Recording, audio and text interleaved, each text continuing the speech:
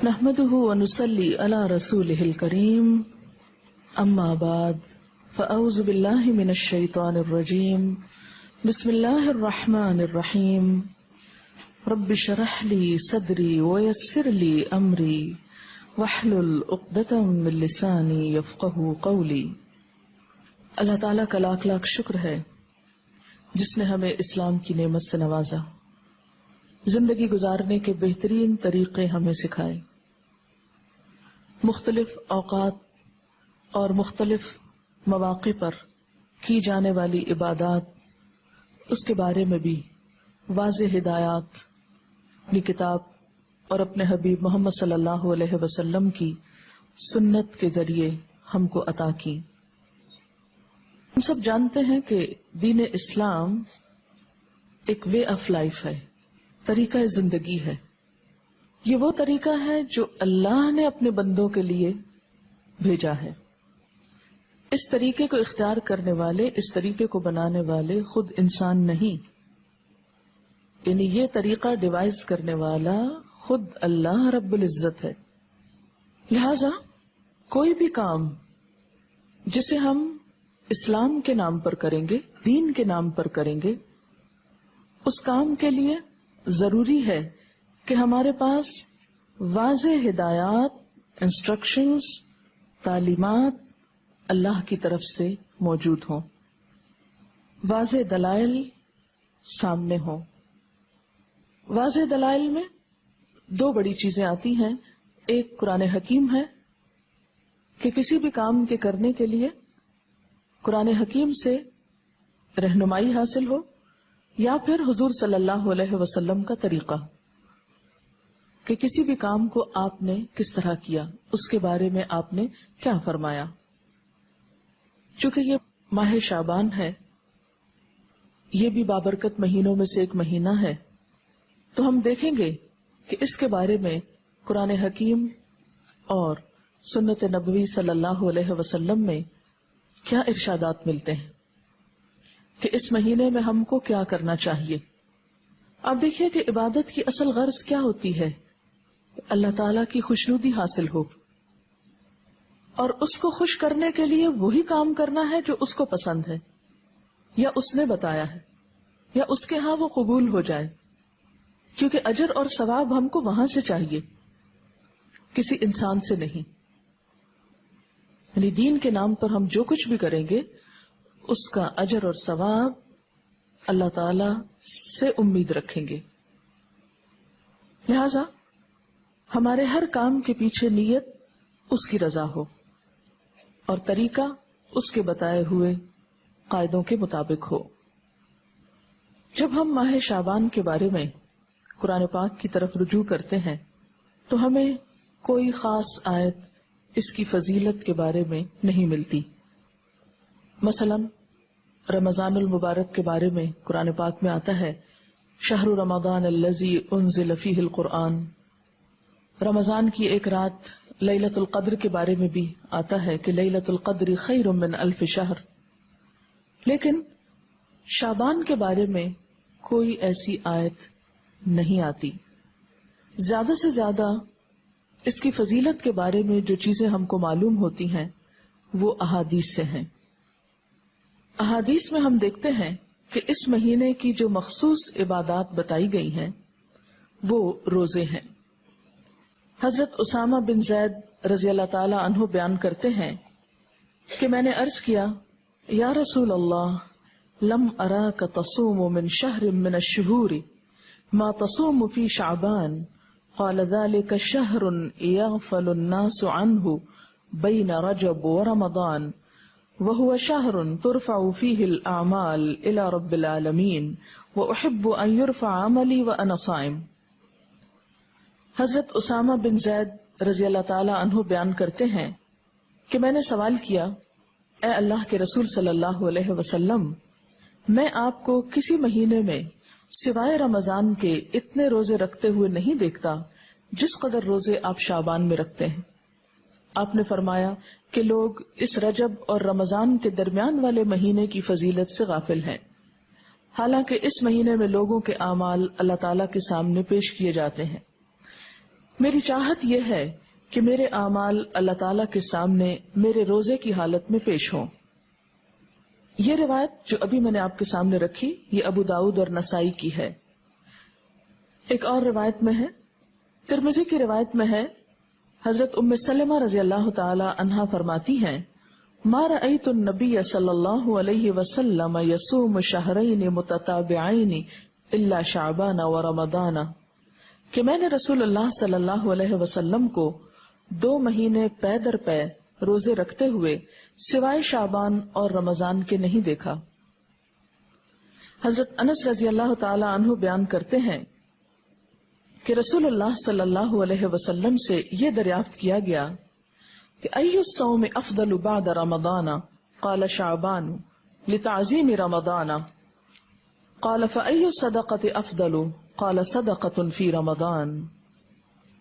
حضرت انس بیان کرتے ہیں کہ آپ صلی اللہ علیہ وسلم سے پوچھا گیا کس مہینے میں رمضان کے بعد روزہ رکھنا افضل ہے؟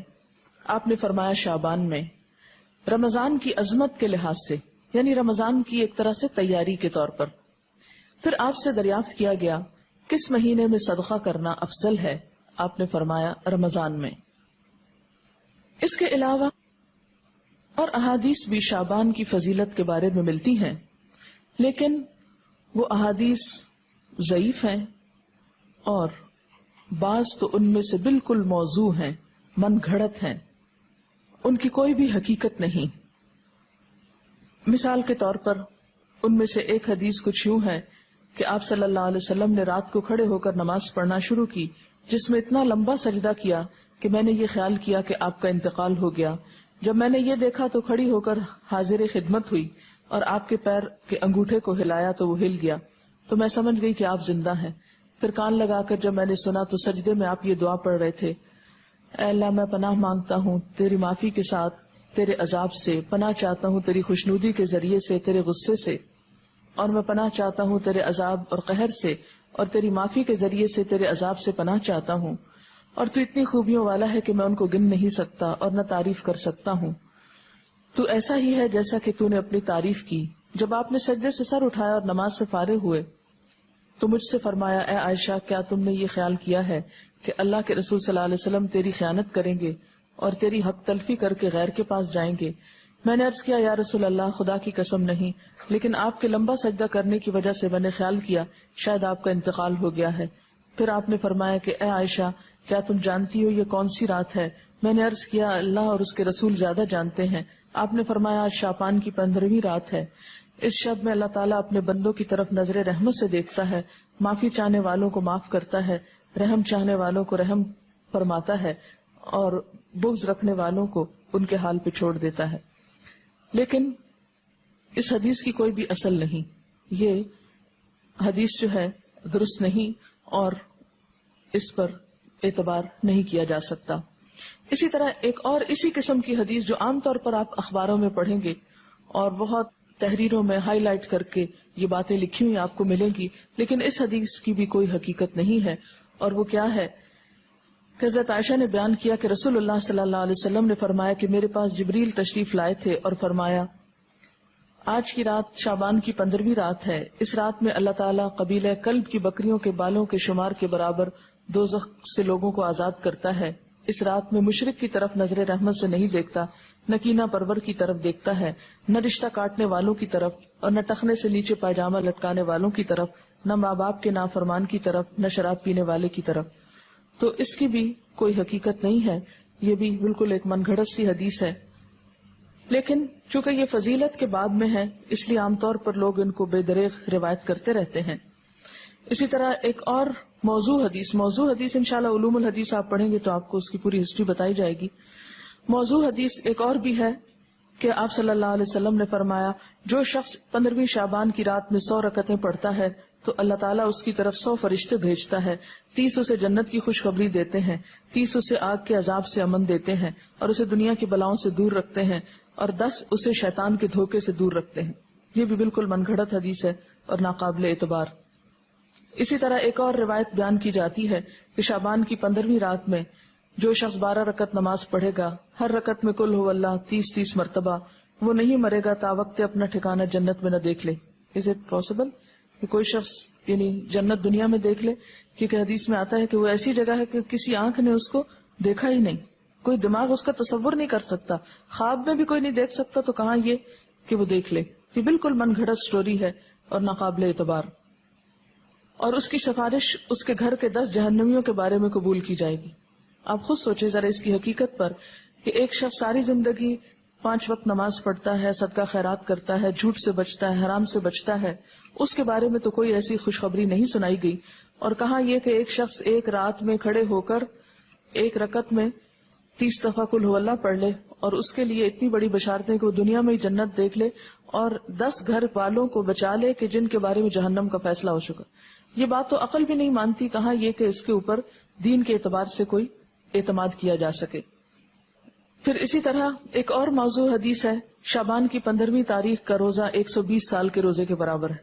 یہ بھی مشہور ہے بات اور یہ بالکل جھوٹ بات ہے. یعنی 60 سال گزشتہ زمانے کے اور 60 سال آئندہ کے، اور یہ چیز بھی قابل اعتبار نہیں. تو جو صحیح روایات سے ہم کو پتہ چلتا ہے شعبان کے بارے میں وہ کیا ہے کہ اس مہینے میں روزوں کی فضیلت ہے. یعنی ایک برکت والا مہینہ ہے، رمضان کی ابتدا ہے، رمضان کی تیاری ہے اور کثرت سے نفلی روزے رکھنے چاہیے. ہاں 15 شعبان کے بعد نفلی روزوں سے بھی روکا گیا ہے تاکہ رمضان کے لیے کمزوری نہ ہو اور رمضان کے روزے چھوٹنے کا اندیشہ نہ ہو. ایک آیت جو عام طور پر اس رات کے بارے میں قرآن پاک سے کوٹ کی جاتی ہے وہ سورۃ الدخان کی یہ آیت ہے، انا انزلناہ فی لیلۃ مبارکۃ انا کنا منذرین فیہا یفرق کل امر حکیم امرا من عندنا انا کنا مرسلین رحمتا من ربک انہ هو السمیع العلیم. ترجمہ ہے اس کا، بے شک ہم نے اسے برکت والی رات میں اتارا ہے، بے شک ہم خبردار کرنے والے ہیں، اس میں بانٹا جاتا ہے ہر حکمت والا کام ہمارے پاس کے حکم سے، بے شک ہم بھیجنے والے ہیں تمہارے رب کی طرف سے رحمت، بے شک وہی سنتا جانتا ہے. یہ آیات مکہ معظمہ میں نازل ہوئی، واقع معراج سے قبل نازل ہوئی. اس وقت 5 وقت نماز بھی فرض نہیں ہوئی تھی، روزے ویسے ہی 2 ہجری میں فرض ہوئے، اور مکہ میں بقی نام کا کوئی قبرستان تک نہ تھا. لہذا جو یہ بات مشہور کی گئی کہ اس رات میں فیصلے ہوتے ہیں، اور حضور صلی اللہ علیہ وسلم سے وہ ایک بہت بڑی روایت منسوب ہے کہ آپ صلی اللہ علیہ وسلم بقی والوں کے پاس رات کے وقت گئے اور وہاں پر آپ نے ان کے لیے دعائے مغفرت کی. تو اس کی کوئی بھی حقیقت نہیں ہے. بات یہ ہے کہ یہ آیت کیا بتاتی ہے، اس کی وضاحت دیکھیے. اس میں کیا لکھا ہے؟ پہلے یہ بتا دوں کہ اس آیت کے بارے میں لوگوں نے یہ مشہور کر رکھا ہے کہ یہ 15 شعبان کے بارے میں ہے. یعنی سورۃ دخان کی یہ آیتیں عام طور پر آپ دیکھیں گے کہ ٹیلی ویژن میں 15ویں شب کو مختلف پروگرامز کے شروع میں کوٹ کی جاتی ہیں، پڑھی جاتی ہیں، اور لوگوں کو اس آیت کے ریفرنس سے یہ بتایا جاتا ہے کہ یہ 15 شعبان ہے. حالانکہ اس آیت کا نزول کب ہوا؟ مکہ میں ہوا، اور مکہ میں معراج سے قبل. اور پھر اس آیت میں جو بات پتہ چلتی ہے وہ کیا کہ اس مبارک رات میں قرآن پاک نازل کیا گیا، انا انزلناہ فی لیلۃ مبارکۃ.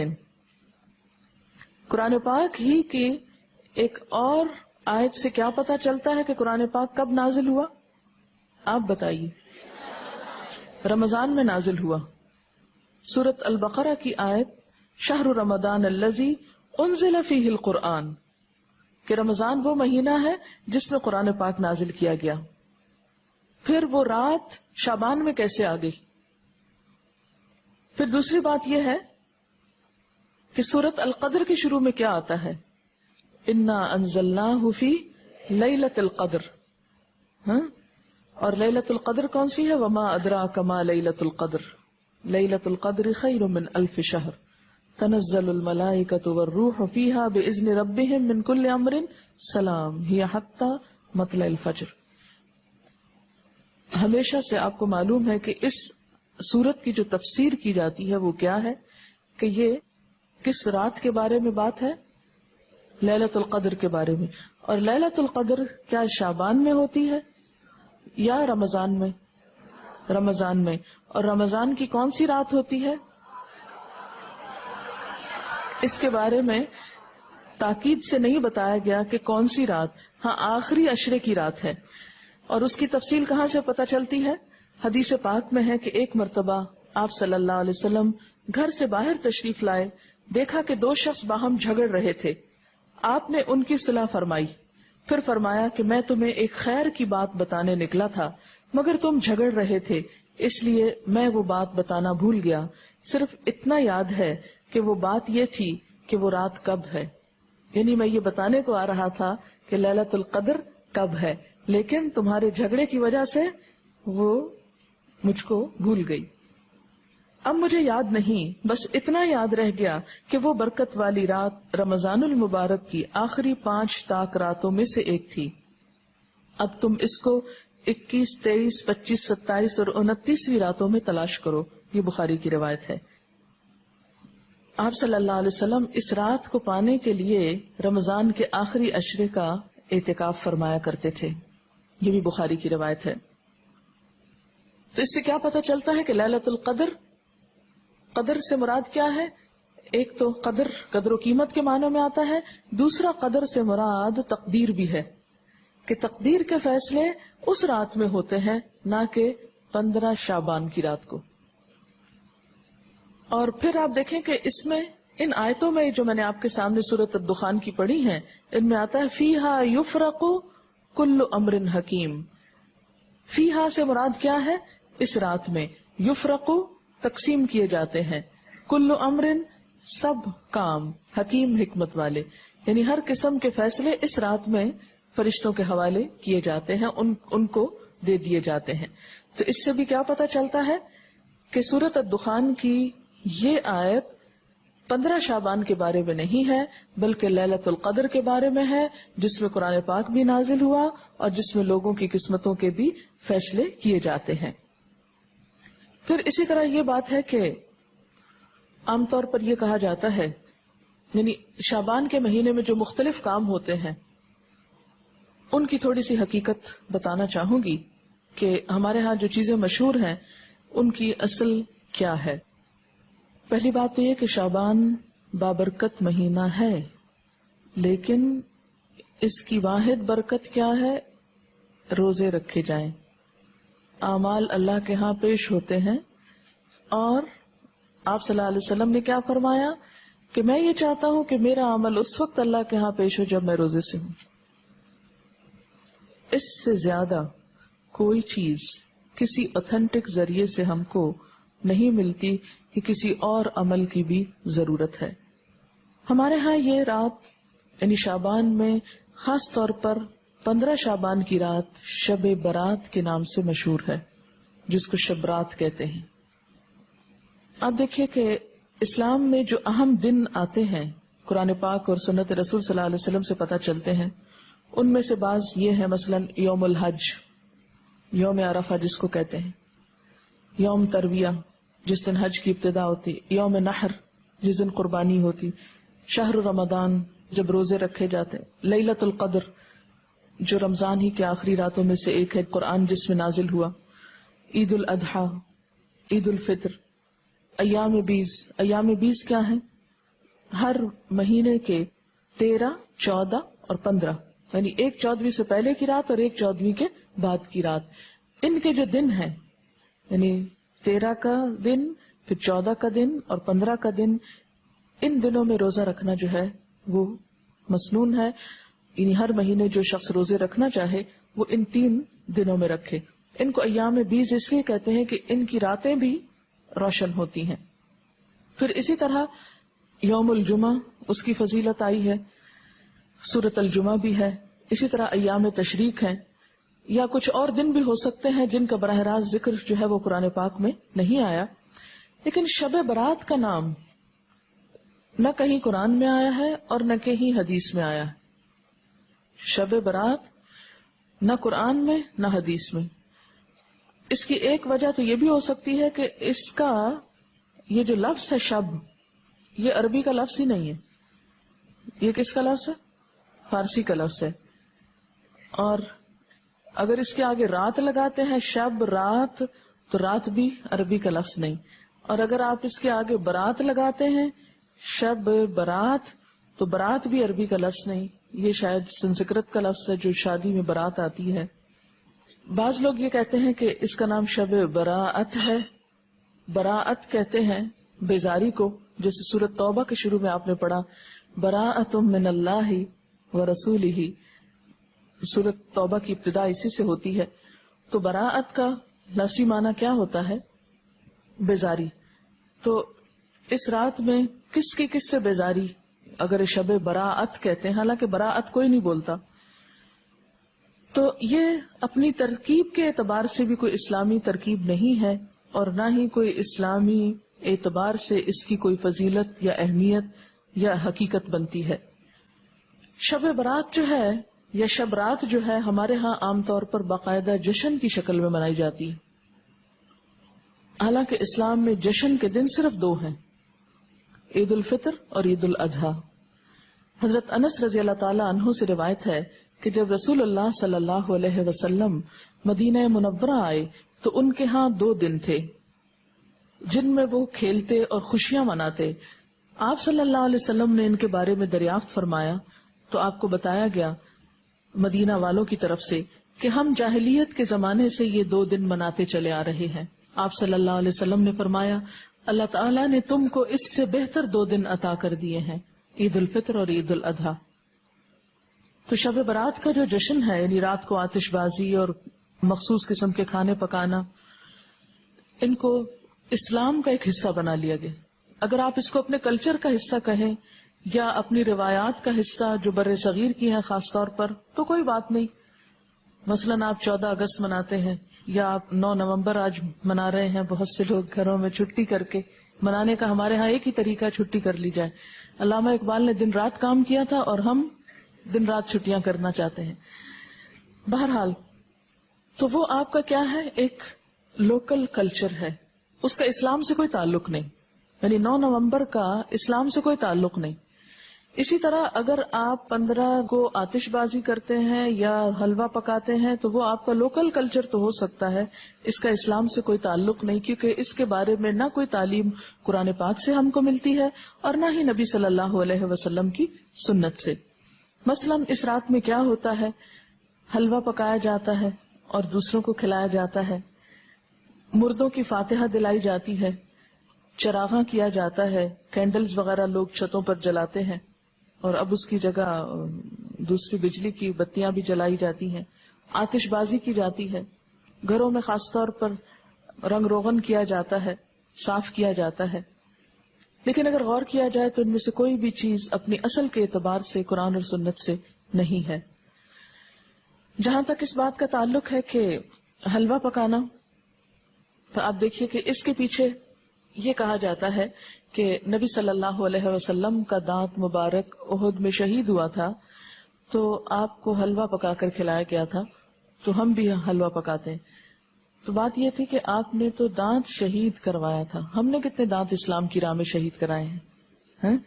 تو اگر دانت ہمارا شہید نہیں ہو تو حلوہ کھانے کا ہم کو کیا حق ہے؟ دوسری بات یہ کہ آپ کو یہ معلوم ہے کہ جنگ احد شوال میں ہوئی تھی، جنگ احد شوال میں ہوئی تھی اور ہم حلوہ 15 شب کو کھا رہے ہیں. لہذا اس حلوے کی کوئی بھی اصل نہیں ہے.